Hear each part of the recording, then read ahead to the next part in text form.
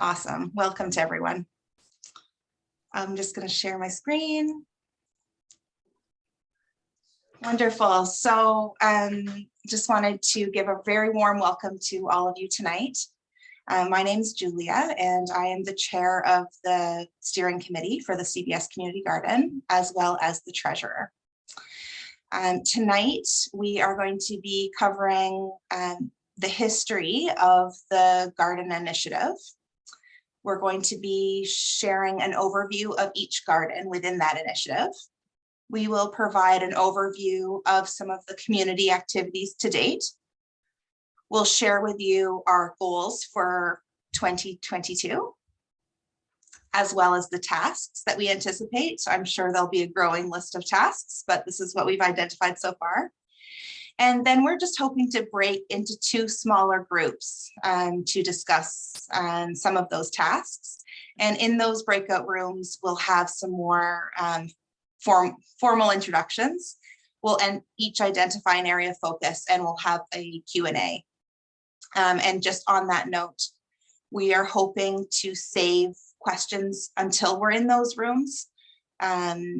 So if you do have a question that comes up from the presentation, if you could just jot that down, that would be wonderful. And then we'll just return to the main room and we'll just have a closeout. All right, this one's me. I'm Sarah Eddy, and I am the garden lead for our Gateway Garden. I started to volunteer at the garden in 2019 at the first plant out with my son, who was 6 at the time. And now we're regular volunteers, myself, my son, and our twin girls. We love it up at the garden. So I'm going to tell you guys all about the garden initiatives. So our garden runs generally from May to October. The CBS Community Garden offers visitors and residents alike the opportunity to really get in touch with where our food comes from as gardeners. This is a resident-led initiative that has brought folks together from all backgrounds. Now in 2022, this will be our 4th year.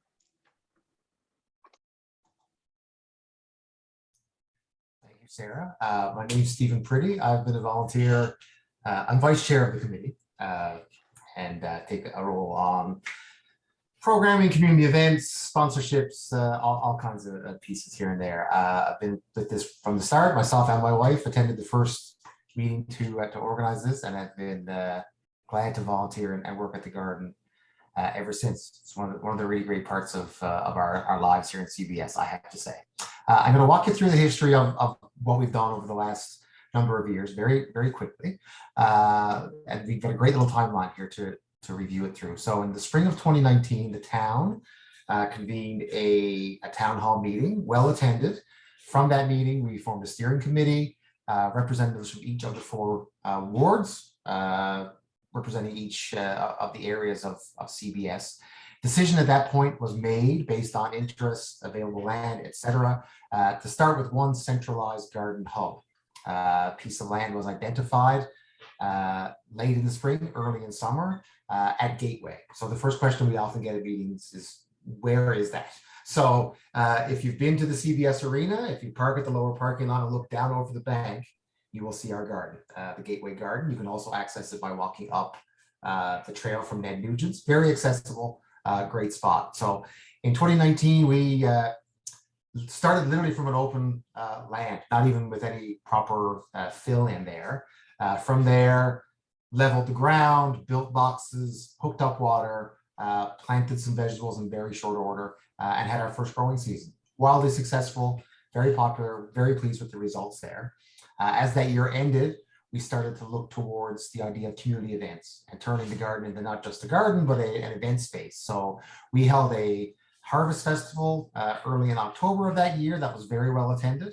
And then on November 1st, the day after Halloween, we had our first pumpkin stroll. Between those 2 events, we estimate well over 1,000 residents who attended, visited the garden, and really planted the seeds. Garden joke, to move on from there and really start to focus on that space as the hub for other gardens, but also as an event space and a learning space, really. Next slide, I guess, Jules. Thanks, Stephen. Pumpkin Stroll 1, by the way, I'm going back to my notes. We had collected about 350 pumpkins from around the community, which we thought was great at that stage. Really pleased. Spring of 2020 came.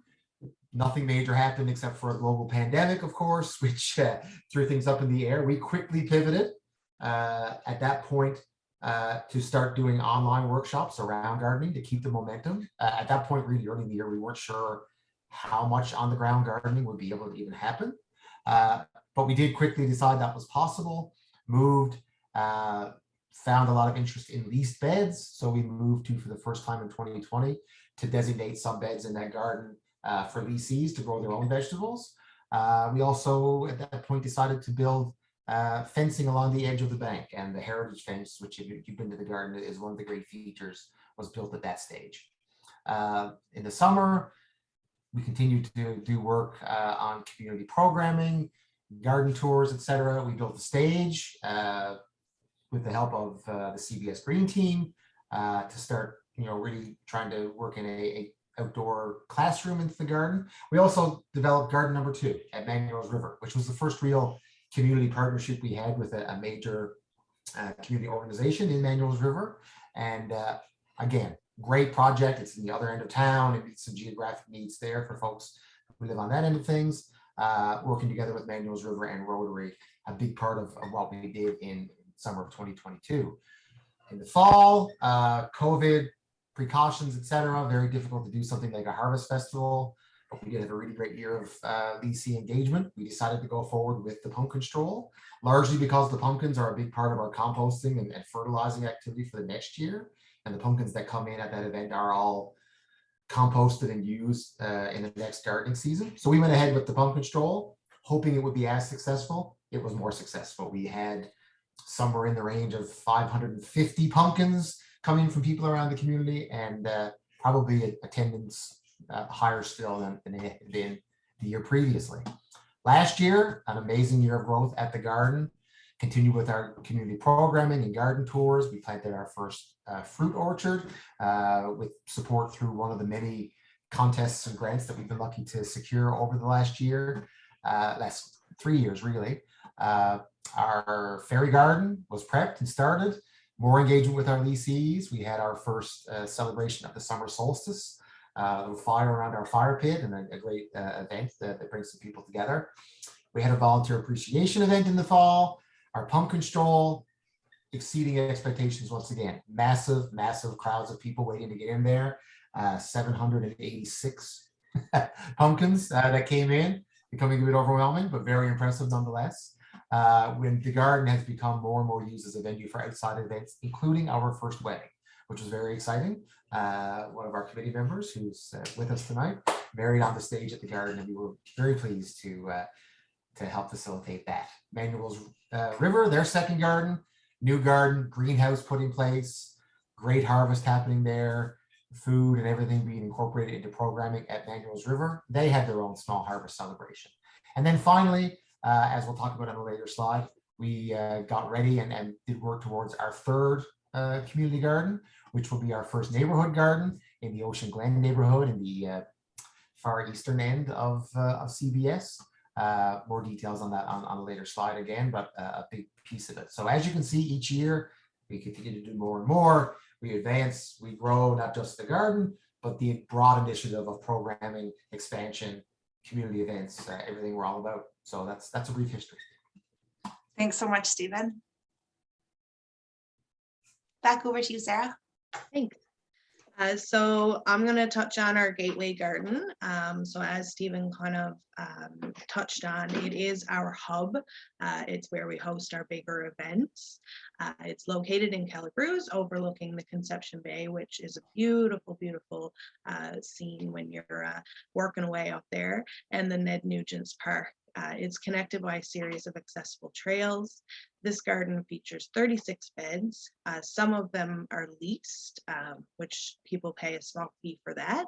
And the rest of them are planted and maintained and harvested communally. So we have a lot of volunteers who come up and just help to water and weed and make sure that as things are ready, they get harvested, including community groups, which has been a really big part of our programming.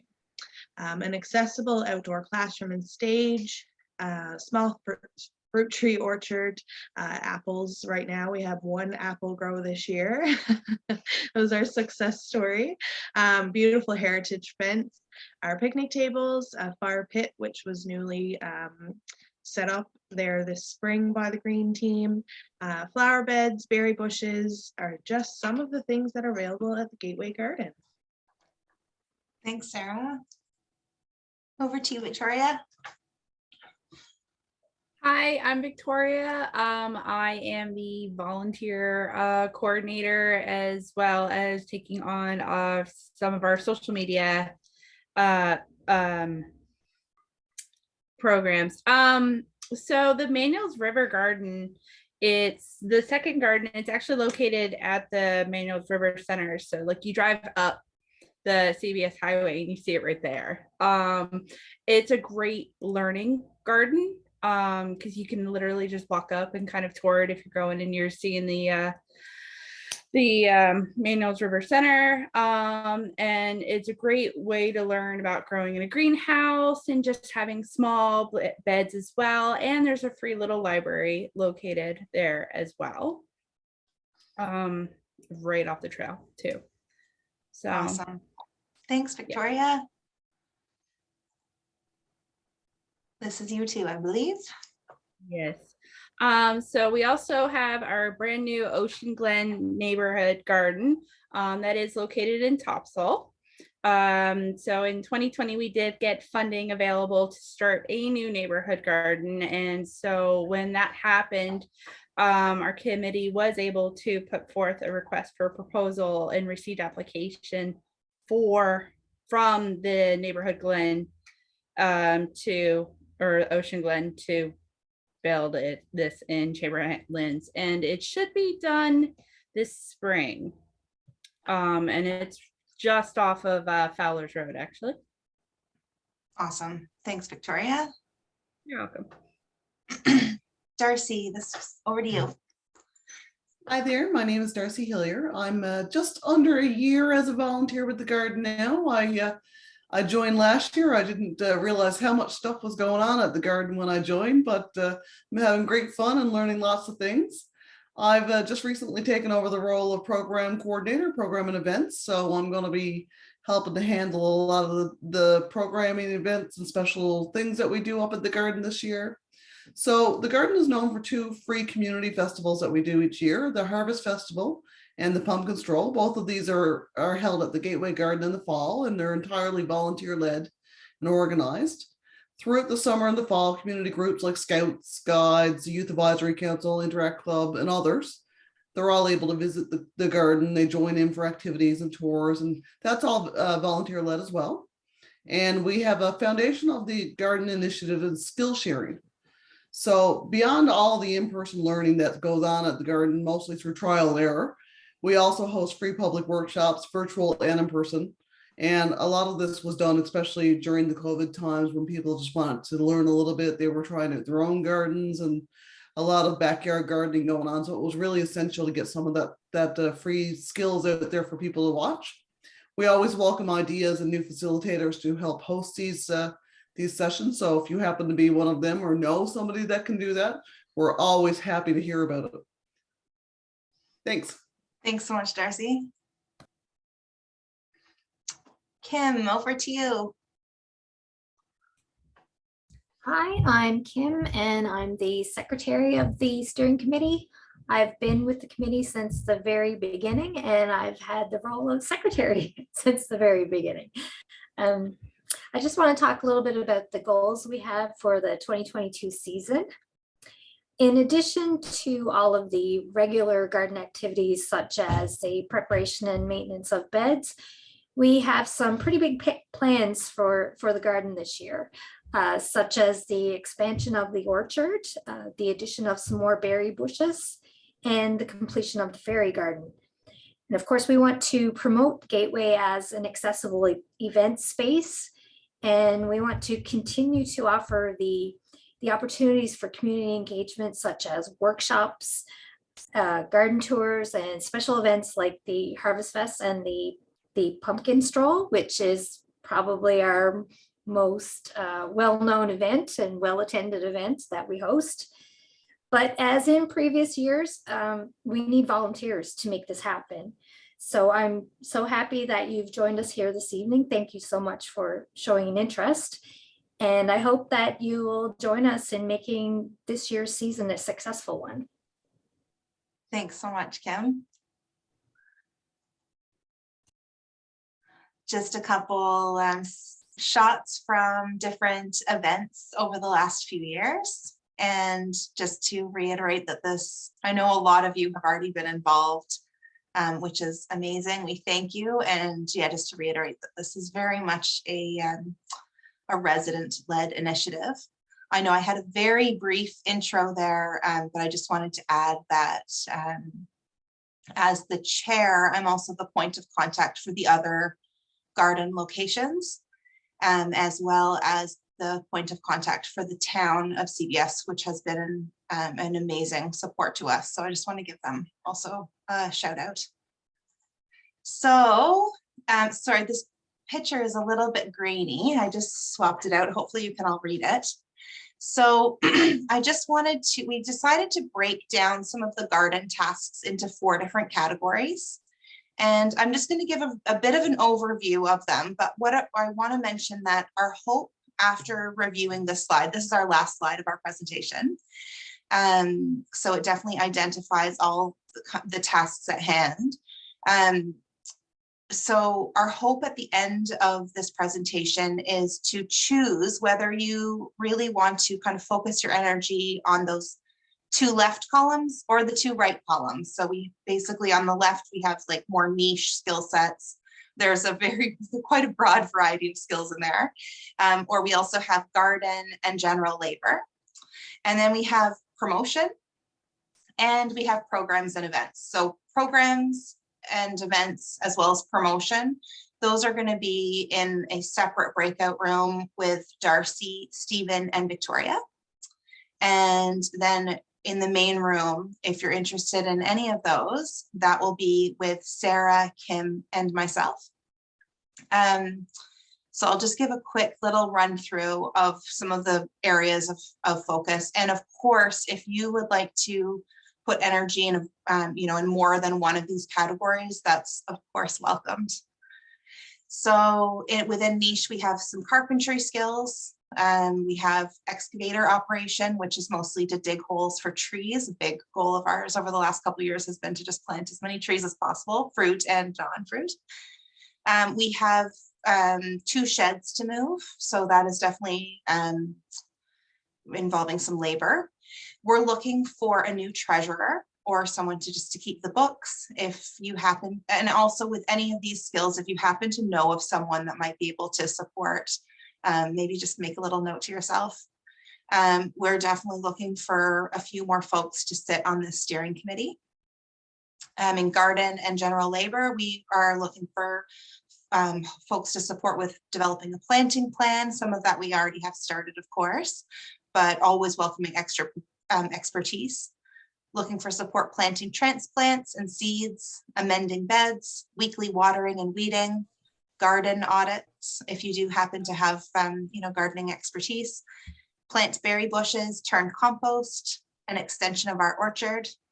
For under promotion, we are really looking to promote Gateway as an event space. We're looking for folks to help us with photography. If anyone has an interest in developing reels for Instagram or for TikTok, we're always happy to diversify how we communicate our message. Under programming and events, we're looking for support with our garden tours and events for community groups. Also looking for, we have this fire pit now, so we have a lot of capacity to do events around the fire pit or using the fire, like cooking, storytelling, sing-alongs. We would certainly welcome artists to support us with building some new fairy garden features, maybe painting more rocks for labels in the beds and for herbs and berries. We always have picnic tables and different features to paint. We're looking for facilitators and also extra support for public workshops. And we're always welcoming sponsor engagement. And lastly, we have the small note that is just showing that we really want to be intentional with what we do with our harvest. So there's a lot of discussion around that right now. We've incorporated a lot of the harvest into our programming and have also occasionally divided up excess of harvest among volunteers, but there's also the idea that we could, portion and donate some of it. We could cook it up for the community. We could continue and expand our programming. We could maybe branch out into canning workshops. So this hopefully gives a little bit of an overview of some of the ways in which you could support. I will now, and so if you can just take a minute to see if you want to stay in the main room with Sarah, Kim, and myself, or if you might like to go into a breakout room with Darcy, Stephen, and Victoria, you can, you'll be invited to join a breakout room, and you can either choose to do that or stay in the main room. So I'll stop the share, I'll stop the record. We'll just take a minute and then we'll take it from there. Thanks so much.